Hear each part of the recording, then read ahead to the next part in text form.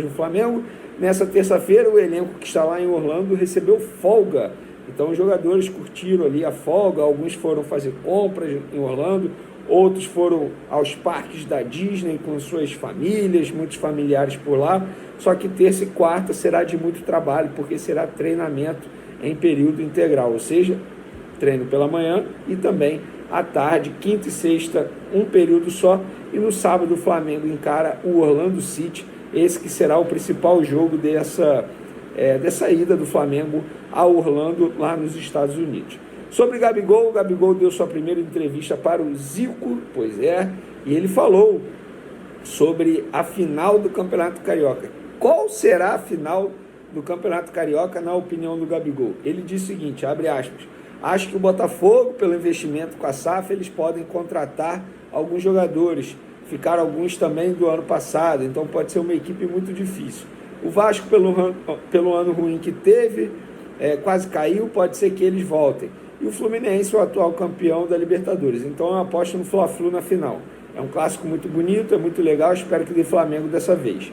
Zico também perguntou a média de Gabigol no Flamengo. O atacante respondeu que em 2019 foi seu recorde, com 43. Então o Galinho propôs um desafio. Menos de 35 não dá. O atacante aceitou e apostou um jantar com o ídolo rubro-negro. Disse o seguinte, vou em busca disso. Se eu fizer 35, você paga o jantar. Se eu não fizer, eu te pago o jantar. Gostei da resenha. Então o Gabigol, obviamente, em tom de brincadeira, dizendo aí que vai tentar fazer pelo menos 35 gols na temporada 2024. Espero que assim seja.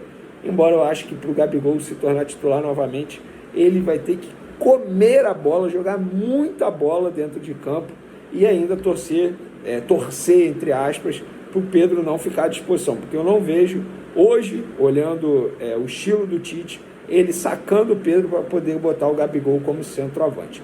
Vamos falar de mercado da bola, porque a história envolvendo Mateuzinho, ou Matheus França, como ele quer ser chamado a partir de agora, está dando o que falar.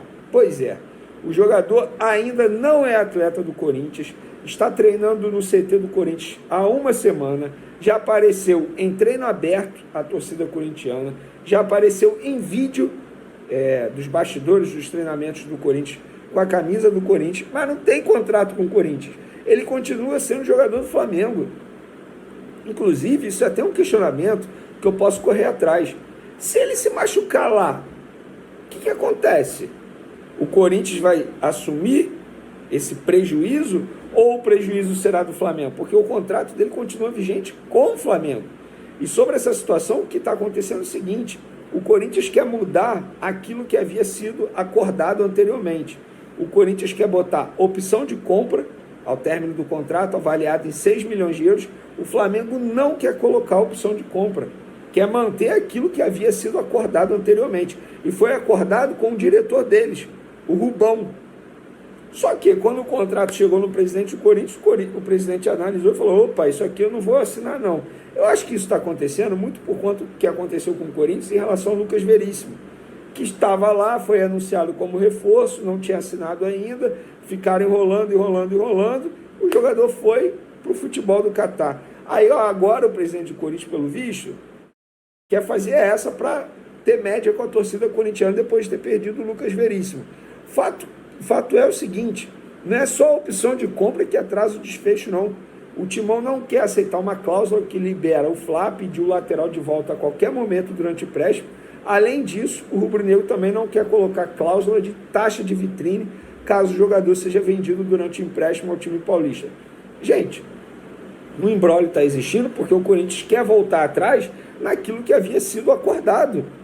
O Flamengo não tem culpa que o Corinthians hoje está desorganizado. O Flamengo não tem culpa que o Rubão, o diretor, fechou com o Flamengo algo e não falou para o presidente do Corinthians. E quando o presidente do Corinthians foi ver o contrato, falou, não vou assinar. O Flamengo não tem culpa de nada. É o Corinthians que está sendo desorganizado. No caso do Lucas Veríssimo, até acho que o Corinthians deu mole. Foi juvenil, confiou muito na palavra. Mas o Lucas Veríssimo e o seu empresário, o Paulo Pitombeira, que é o mesmo empresário do Léo Ortiz, mesmo empresário do Carille, que está arrumando uma confusão danada no Santos, eles não foram corretos com o Corinthians, em nenhum momento. Agora, nesse caso do Mateuzinho, ou Matheus França, como ele quer ser chamado agora, o Corinthians que está bagunçando tudo. Está uma várzea. Mas a situação continua indefinida. Sobre o Thiago Maia, o jogador continua treinando no Flamengo. O Internacional avisou os representantes do atleta que vai aumentar a proposta. A primeira proposta ao Flamengo foi de 3 milhões de euros por 50%. O Flamengo pediu 5. O Internacional avisou aos representantes do atleta: a gente vai aumentar a proposta. Não vamos chegar ao que o Flamengo está pedindo, mas nós vamos aumentar para tentar a contratação. Agora é esperar para ver se os números que o Colorado irá apresentar agora vão satisfazer o Flamengo. A esperar. Eu acho que será muito difícil. Pelo que eu estou entendendo, o Flamengo, entre aspas, está ganhando tempo para tentar a contratação de um outro jogador para a posição. Porque o Flamengo negocia jogador assim quando tem algo encaminhado. E o nome desse jogador foi publicado aí pelos amigos Paparazzo, Mauro Santana e Rafa Melo. Eles postaram o seguinte: levantamos que Marcos Braz e Bruno Spindel, durante passagem por Portugal, jantaram no restaurante Arcoense e se reuniram com o presidente do Braga, Antônio Salvador. A conversa ocorreu com o objetivo de tentar a contratação do volante Almuraste, de 27 anos. O Flamengo irá apostar todas as suas fichas nessa negociação. O Braga deve aceitar liberar o volante por empréstimo de uma temporada com opção de compra. Almuraste está vindo de uma lesão que seria uma preocupação, porém, mesmo assim, o Flamengo deve insistir na contratação do atleta, que se destacou bastante nas últimas temporadas. E aí eu mandei essa informação dos amigos aí para um dirigente do Flamengo, do departamento de futebol, e a pessoa foi curta e grossa: procede o interesse sim, ponto. E falou isso. Para quem não conhece esse jogador, é um jogador que está no Braga atualmente. Ele tem 27 anos, ele está no Braga desde a temporada 2020, teve passagem por Rio Ave também de Portugal, Vitória também de Portugal, tá bom? É um jogador que é destaque hoje do time português e de fato seria uma boa contratação. Faz total sentido, porque o Thiago Maia não foi vendido, pela informação que eu tenho é essa, que o Flamengo está ganhando tempo para poder ter um jogador encaminhado. Caso não consiga ter um jogador encaminhado, o Flamengo dificilmente venderá Thiago Maia ao Internacional, até porque, teoricamente, você reforça um rival na briga pelo Campeonato Brasileiro. E, de fato, o Internacional vem montando um bom time. Será rival, sim, do Flamengo no Campeonato Brasileiro. Eu acho que o Inter vai brigar nas cabeças na competição nacional. Na Libertadores, o Internacional não está, mas no Campeonato Brasileiro será, sim, um rival direto do Flamengo. Então, fica aí a informação, publicada primeiro pelos amigos aí, Mauro Santana, Paparazzo e Rafa Melo, e a gente confirmando que, como disse um dirigente aí, procede o interesse sim. A pessoa não disse mais detalhes. Está colocando em Uruguai, né, como zagueiro por esquerda ou terceiro zagueiro por momento, né? Acho que vinha tanto na Itália no último ano, como com Bielsa no Uruguai, está fazendo essa função. Então, acho que o Tite está avisando ele, também vinha como um possível zagueiro em momentos específicos, né? Chegou o cartão Amazon. De La Cruz, enfim, já deu para dar uma testada ontem, de alguma forma, e ir pensando opções dentro desse elenco. E ontem ele entrou no lugar que de fato se abriu em termos de opções para o Tite utilizá-lo de largada, que é como meia aberto pela direita. No primeiro tempo foi o Luiz Araújo, que foi quem terminou a temporada como titular, e começa essa também.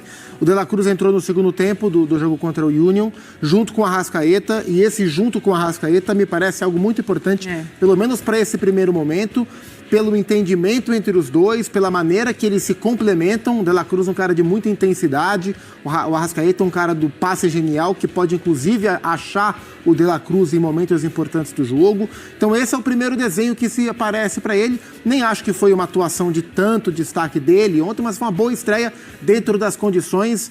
Ele tem muito a crescer dentro desse time e o Flamengo, com ele encaixado, tende a ser ainda mais forte do que foi na última temporada. André. Isso aí. A gente não pode ter a impressão que o De La Cruz é um cracaço de bola, é um cara que vai fazer tremendos golaços. O jogador do Flamengo, que é isso aí tudo, já é conhecido há muito tempo, já entregou vários troféus, várias partidas decisivas, várias atuações brilhantes. Assim, o torcedor sabe de quem eu estou falando, é compatriota do De La Cruz, é o De Arrascaeta. O De La Cruz é um jogador de muita intensidade, de muito trabalho, de colaboração nas diferentes fases do jogo. um cara que pode ajudar muito, pode ser um jogador que cola o time do Flamengo e que faz a equipe coletivamente subir de nível. Ele tem essa capacidade, ele pode e deve fazer isso. Eu espero bastante do Flamengo em 2024, porque a comissão técnica que está lá é uma comissão técnica de capacidade comprovada, o elenco de jogadores a mesma coisa, e o Flamengo tem condição de dar a esse grupo, né, a comissão técnica e os jogadores, toda a estrutura para ter um ano muito melhor que 2023. Alguém dirá, mas para ser melhor que 2023, não precisa muito. De fato, não. Mas a régua está mais acima. Né? O Flamengo não pode apenas disputar as coisas como fez em 23. E olha quantas foram, hein? Especialmente na primeira fase do ano, por causa da excelente temporada 3 anos atrás. Mas agora eu acredito que o Flamengo vai ter um ano de rebote. E se isso acontecer, o De La Cruz vai estar envolvido nesses bons momentos, porque ele é um jogador com muita qualidade para isso. Everton Cebolinha, coloca os números dele na tela aí pra gente. E na mão do técnico Tite, a vida de Cebolinha é outra. Olha aí, antes da estreia do Tite, em 83 jogos, tinha sido titular em 46%, 7 gols, 13 assistências, e depois em 14 jogos, titular em 79% das partidas, 4 gols e 2 assistências. Tem sido mesmo o destaque desse time do Tite, tem sido muito falado o Cebolinha, pelo que a gente já sabia, porque na mão do Tite ele também já viveu outros grandes momentos, e eu acho que pelo que também se esperava quando ele vem para o Flamengo, não apresenta, ficou ali naquele momento muito esquecido até e sem oportunidades, e agora vem com o Tite e vem bem. Né? Olha, o Cebolinha mais confiante do que esse que a gente vê aí, só nas mãos do Maurício de Souza. Porque com o Tite, de fato, ele decola, né? E essa era uma expectativa que se mostrou realidade. Desde que o Tite assumiu o Flamengo no mês de outubro, nenhum jogador jogou tão bem quanto o Everton Cebolinha. Nem Arrascaeta, nem Pedro, nem Gerson, ninguém. O Cebolinha é o jogador que melhor atua no Flamengo e que mais cresceu no Flamengo nas mãos do professor Adenor, a ponto de colocar o Bruno Henrique no banco de reservas da maneira que o Bruno Henrique voltou de lesão, de uma maneira muito forte também, né? E ontem ele fez um gol com a assinatura do Everton Cebolinha. Se você procurar naquele famoso buscador da internet, gol do Everton Cebolinha, vão aparecer vários gols como que ele fez ontem contra o Philadelphia Union. Puxa para dentro, parte interna do pé direito, pum, bola lá no canto alto do goleiro. Essa é uma característica dele e ele de fato vem encaixando muito bem, dando muita velocidade e muito dinamismo ao ataque do Flamengo pela esquerda. É uma frase que parecia inviável dentro do que a gente via do Everton, mas hoje ninguém tira o Everton Cebolinha do time titular do Flamengo. Alguns jogadores têm isso, né? E é curioso nesse caso, porque se trata do mesmo contexto, né? A equipe na qual ele não jogava, o espaço que não existia, hoje existe. É rigorosamente a mesma coisa. Mudou a comissão técnica e o impacto da chegada desses profissionais nesse atleta. E é interessante isso, porque o Flamengo contratou um jogador que é para ter essas atuações. Aí eu não estou falando de um jogo de pré-temporada, mas algumas das atuações que ele teve no final do ano no Campeonato Brasileiro pelo Flamengo, foi esse o jogador que o Flamengo contratou. Com outras direções técnicas que não conseguiram ou não tiveram o estímulo que a gente imaginava que teriam para fazer isso. O jogador é o mesmo. Então são coisas interessantes que acontecem, porque às vezes uma mudança de ares, de contexto, de companheiros, de direção, faz com que esse jogador reapareça. No caso do Cebolinha, foi simplesmente a chegada de um outro técnico. O Flamengo venceu na estreia do Campeonato Carioca ainda com esse time principal, vai aí agora aos Estados Unidos e o Tite também vai aos poucos moldando essa equipe também com quem já tem em mãos. Já dá para ter uma ideia do que vai ser esse plano de jogo mesmo do Tite? O que ele vai propor com esse Flamengo e com tantas peças poderosas? Já sim, é o Varela ganhando espaço na lateral direita.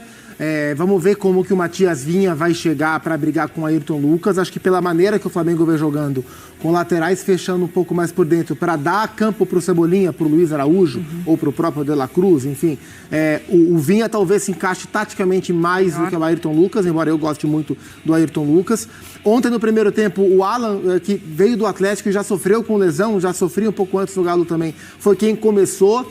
O Eric Pulgar terminou muito bem a temporada, mas o Alan bem É uma briga que pode se abrir, mas por enquanto o chileno é o dono da vaga. Com o Gerson, com a Arrascaeta, com o Araújo ou o De La Cruz, com o Cebolinha, com o Pedro. Esse é o time do Flamengo e acho que nesse momento a gente deve ter muito pouco de mudança, né? E faltou falar do Fabrício e do Léo Pereira como zagueiros. O Flamengo não contratou o Léo Ortiz, não contratou alguém para o setor.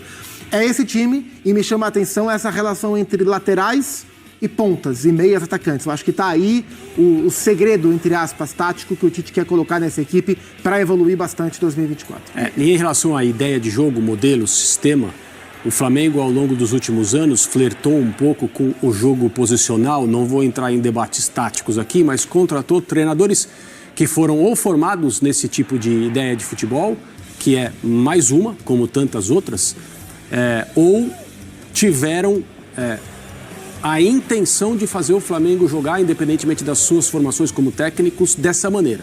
A coisa não funcionou. E aí é complicado, porque o fato de não ter funcionado não significa que essa maneira de jogar deva ser indiciada ou evitada. Mas eu consigo entender, eu consigo visualizar as pessoas que tomam decisão no Flamengo praticamente suplicando ao Tite que não tente jogar assim, porque o Tite jogou dessa maneira durante um bom tempo na seleção brasileira, embora a maior parte da carreira dele tenha sido dedicada a um outro tipo de sistema de jogo. Que é o que eu acho que ele vai fazer na maior parte do tempo do Flamengo, mas que as pessoas não tenham esse melindre de achar que se um dia o Tite colocar o Flamengo para jogar, ou pelo menos para atacar de uma maneira em que o espaço é uma referência mais importante do que outros elementos do jogo, pelo amor de Deus, olha isso aí de novo, tal. Não é assim. O futebol admite todas as abordagens, desde que as regras sejam respeitadas. E as regras serão respeitadas. No momento, quem tem mais pontos no campeonato? Nós estamos 1-0. Calma aí, mas não vai ter ideia. Mas voltando pro Rio, falando em força, ontem nesse amistoso contra o Philadelphia, houve a estreia do De La Cruz, Uruguai, aliás, a República Rubro-Negra Uruguaia, porque o Vinha ainda não foi anunciado, lateral esquerdo de seleção também, Luga, e tá chegando mais um aí para agregar muito ao elenco do Tite. Que timaço, hein? No, el elenco realmente... Elencaço. Obviamente, como uruguayo, es un placer que tal vez el mejor elenco de América tenga 4 uruguayos, ¿no? Acho que un prestigio que el Flamengo está dando para el fútbol noso, ¿no? Tomara que dé certo, menos contra São Paulo. No, y contratações, a diferença de Fluminense principalmente, de jogador que está no auge, ¿no? 25, 26 anos, que sempre o auge da carreira do jogador, né? 20 é muito novo, depois 30 já passou o auge, né? Então você está vendo que o planejamento de Tite é muito claro, né? E carteira cheia também, né? Flamengo novamente... 200 milhões, né, de grana para poder fazer. Tudo bem, mas está comprando bem, né? Nem sempre. Mas nem sempre com grana você compra bem, né? Esse movimento é Eu fundamental. acho que ainda falta um zagueiro... Pontual e Saudações rubro-negras, sejam todos muito bem-vindos e muito bem-vindas ao nosso canal Mengão News Oficial. E pessoal, a informação exclusiva, a informação muito importante sobre o Flamengo, né? Dirigentes do Flamengo confirma interesse em meia africana e jogador do Braga.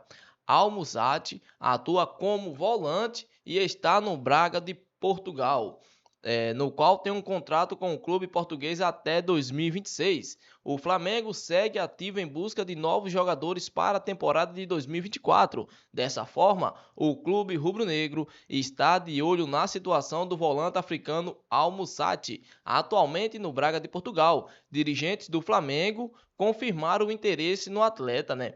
De acordo com as informações também do jornalista Vene Casagrande, o Flamengo tem de fato interesse no volante Al Musrati do Braga, segundo uma pessoa do clube carioca. Além disso, Marco Braz e Bruno Espinto, dirigente do Flamengo, estiveram, né, com Antônio Salvador, presidente do time português, durante a passagem por Portugal.